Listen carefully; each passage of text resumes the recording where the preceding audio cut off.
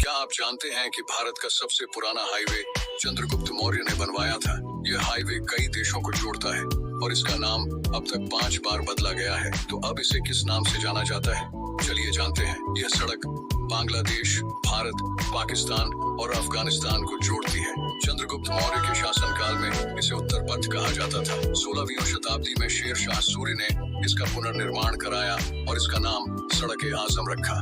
17वीं शताब्दी में अंग्रेजों ने इसका और बेहतर निर्माण कराया और इसे ग्रैंड ट्रंक रोड नाम दिया, जिसे लॉन्ग रोड भी कहा जाता है। भारत में NH1, NH2, NH5 और NH91 इसी हाईवे का हिस्सा है। यदि आप भी ऐसी जानकारी में दिलचस्पी रखते हैं तो हमारे साथ जुड़ सकते हैं। कुछ अमेरिकी शोधकर्ताओं ने भारत में मशहूर ताजमहल के दरवाजे के करीब दरिया के किनारे से एक लकड़ी के टुकड़े का कार्बन डेटिंग परीक्षण किया।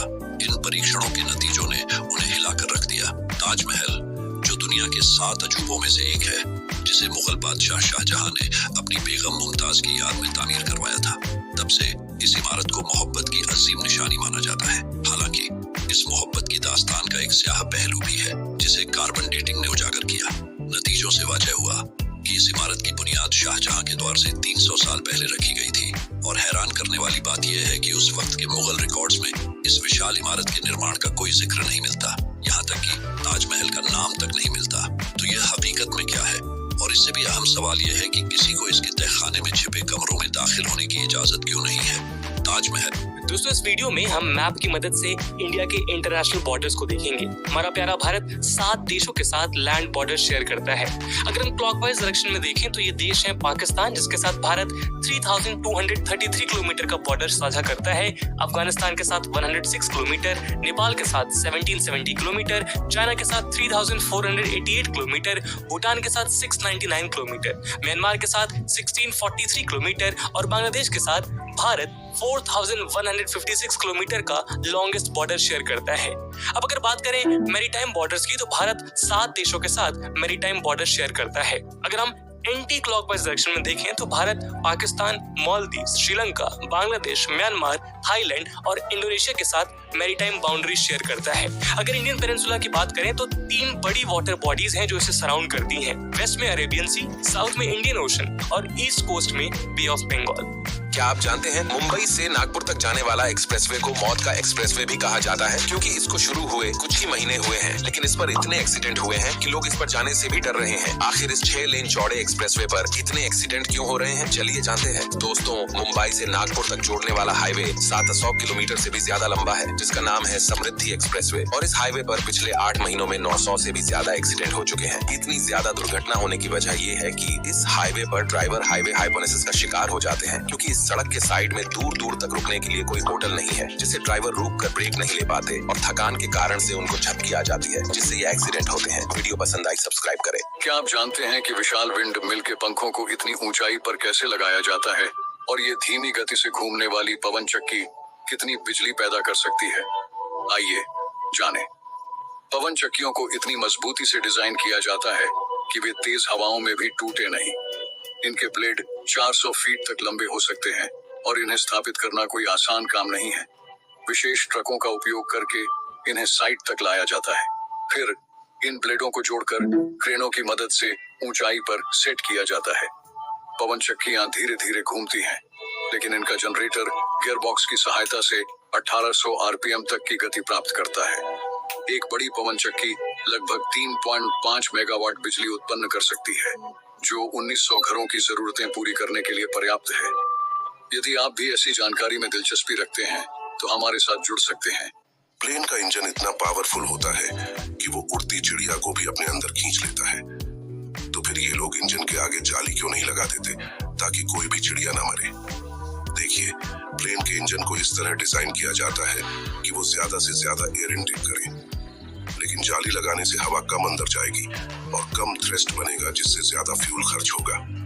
और अगर बर्ड स्ट्राइक से जाली ही टूट गई तो इंजन ब्लास्ट हो जाएगा।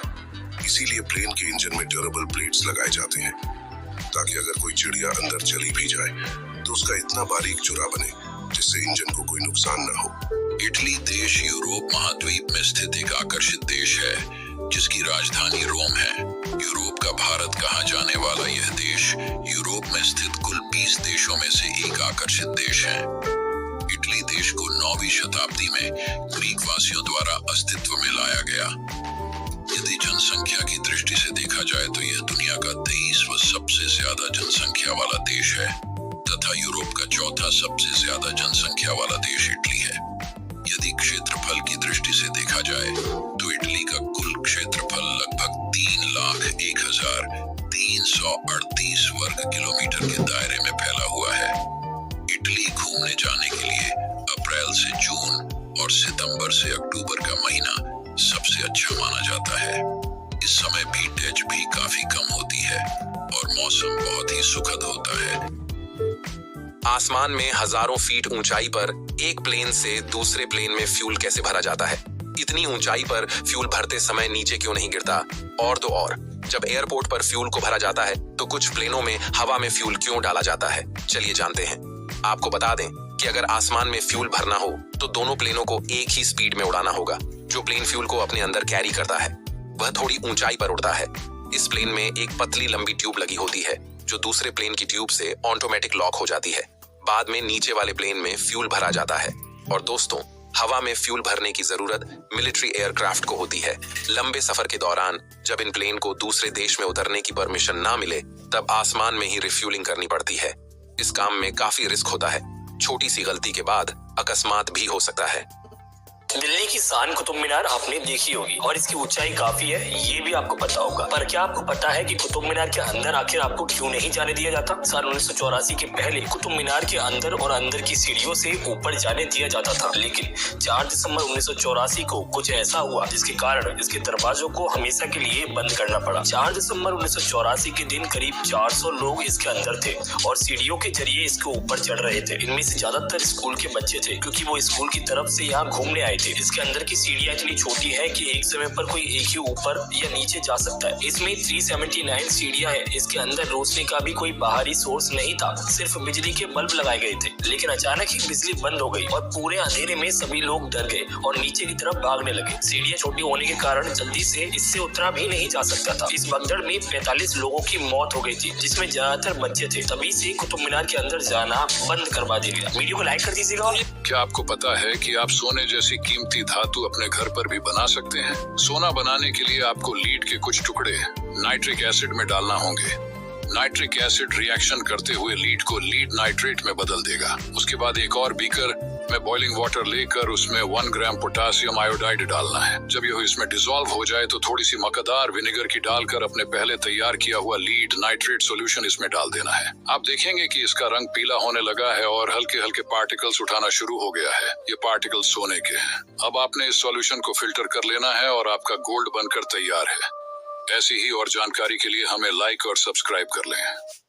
हाल ही में स्पेन ने एक इंडियन शिप को इजराइल जाने से रोक दिया है। दरअसल इस शिप में भारत से इजराइल के लिए हथियार जा रहे थे, क्योंकि अब रेड सी में हूथी रेबल्स की वजह से ट्रेड रूट बहुत ही रिस्की हो चुका है। इसलिए यह ship Cape of Good Hope's route से इजराइल पहुंचने वाला था, लेकिन स्पेन ने इसे अपने पोर्ट पर डॉक करने की परमिशन नहीं दी, क्योंकि स्पेन का मानना है कि इन हथियारों से गाजा में और तबाही मचेगी। हालांकि स्पेन एक नेटो कंट्री है, लेकिन फिर भी फिलिस्तीन का खुलकर सपोर्ट करता है। इसलिए स्पेन और इजराइल के रिलेशन बहुत ज्यादा खराब हो चुके हैं। अमेरिका द्वारा इजराइल को जाने वाले हथियारों में डिले के बाद इजराइल ने और देशों से वेपन खरीदने शुरू कर दिए हैं, जिनमें भारत भी शामिल है। इसलिए भारत ने 1 महीने पहले एक शिप को हथियारों से भरकर इजराइल को भेजा था और अब बहुत जल्द एक जर्मन शिप स्पेन से होकर इजराइल की ओर जाने वाला है। देश में एक रेलवे ट्रैक ऐसा भी है जो आज भी अंग्रेजों के कंट्रोल में है। शायद आप यह जानकर हैरान रह जाएं, लेकिन यह सच है। इस रेलवे ट्रैक को ब्रिटेन की एक कंपनी संचालित करती है। कई बार भारत ने इसको खरीदने का ऑफर दिया, लेकिन बात किसी नतीजे पर नहीं पहुंच पाई। हर साल भारतीय रेलवे 1 करोड़ 20 लाख रुपए की रॉयल्टी ब्रिटेन की प्राइवेट कंपनी को देती है। इस ट्रैक का नाम है शकुंतला रेलवे ट्रैक। इस पर सिर्फ शकुंतला पैसेंजर चला करती थी। इसी वजह से इस ट्रैक का नाम भी यही पड़ गया। यह ट्रैक नैरो गेज यानी छोटी लाइन वाला है। अब इस पर शकुंतला पैसेंजर ट्रेन नहीं चलती, लेकिन लोग लगातार इसे फिर चलाने की मांग कर रहे हैं। ये ट्रैक 190 किलोमीटर का है और महाराष्ट्र के अमरावती से मुर्तजापुर तक फैला हुआ है। करीब 6-7 घंटे में शकुंतला एक्सप्रेस सफर पूरा करती है। ये कोई मामूली गुफा नहीं है। बिहार के राजगीर में स्थित जिसे सोन भंडार गुफा कहते हैं। इस गुफा के अंदर एक दरवाजा है जो कई हजार सालों से बंद है। इस दरवाजे के ठीक बगल में एक वाक्य लिखा है। यहाँ के शोधकर्ता का कहना है कि इस मंत्र को यहाँ पर बोलने से ये दरवाजा अपने आप खुल जाएगा। जी हाँ, बिल्कुल अली बाबा की कहानी जैसे। मगर ये पत्थर पर ये क्या लिखा है ये आज तक कोई नहीं पढ़ पाया। इस दरवाजे को भारत सरकार डायनामाइट लगाकर भी नहीं तोड़ सकते, क्योंकि ग्रंथों के अनुसार अगर ऐसा किया गया तो इसमें से एक जहरीली गैस निकलेगी जो लाखों लोगों की जान ले सकती है। माना जाता है कि इस दीवार के पीछे एक 5 किलोमीटर लंबी गुफा है जहां पर लाखों टन का खजाना रखा हुआ है। यदि आप नहीं सीखेंगे तो आपको इसका पछतावा होगा, इसलिए कहता हूँ वीडियो को लास्ट तक देखा करो, क्या पता ये आपका काम आ जाए। नंबर 1, कमजोर आंखों वाले लोगों को सुई में धागे डालने में प्रॉब्लम होती है, तो आप कागज को इस तरह धागे में फंसाकर सुई में आसानी से धागा फंसा सकते हो। नंबर 2, एक विरासत स्पंज प्राप्त करें। विंडो गैप के अनुसार एक रेखा खींचें और उसे काट लें, फिर यह बनकर तैयार है। खिड़की के गैप को साफ करना सुविधाजनक है। नंबर 3, हैंगर को डबूस आकार में मोड़ें। जूते सुखाने के लिए इसका उपयोग करें, बस दर्जी से बनाया गया। नंबर 4, बोतल के मुंह के आकार के अनुसार चावल की थैली में एक छोटा सा छेद बनाएं। खाना बनाते समय आप जितना चाहें उतना ले सकते हैं। नंबर 5, अगर कप एक दूसरे के ऊपर फंस जाए तो निकालना बहुत ही मुश्किल हो जाता है, तो उसके बीच में पानी डालिए, कप बाहर निकलना आसान होगा। इसी तरह की वीडियो देखने के लिए हमारे चैनल को सब्सक्राइब करें। आपका धन्यवाद।